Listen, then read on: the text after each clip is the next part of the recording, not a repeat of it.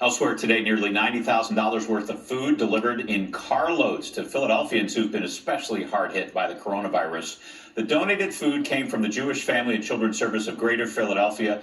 Volunteers loading up cars today at the Brodsky Enrichment Center in Ballackinwood, ready to make deliveries. The groceries were earmarked for people who are isolated or maybe they have medical conditions that make it impossible to shop.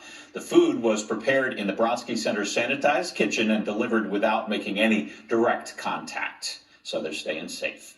As you well know, we are currently living through a global pandemic affecting thousands in the tri-state area. During these tumultuous times, though, many organizations are lending a much-needed hand. Volunteers from the Jewish Family and Children's Service in Ballackinwood loaded their cars with groceries to deliver to clients who are isolated or have underlying conditions.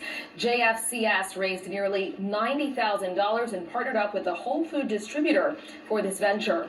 They're teaching kitchen manager sanitized and safely package the food for delivery.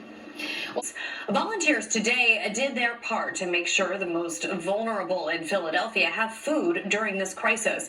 Eyewitness News was in Ballackinwood today, where volunteers from Jewish Family and Children's Services of Greater Philadelphia loaded up cars with groceries. They are being delivered to people who are isolated or have underlying conditions. Many of them simply cannot shop for groceries. JFCS has recently raised $90,000 to feed those in need.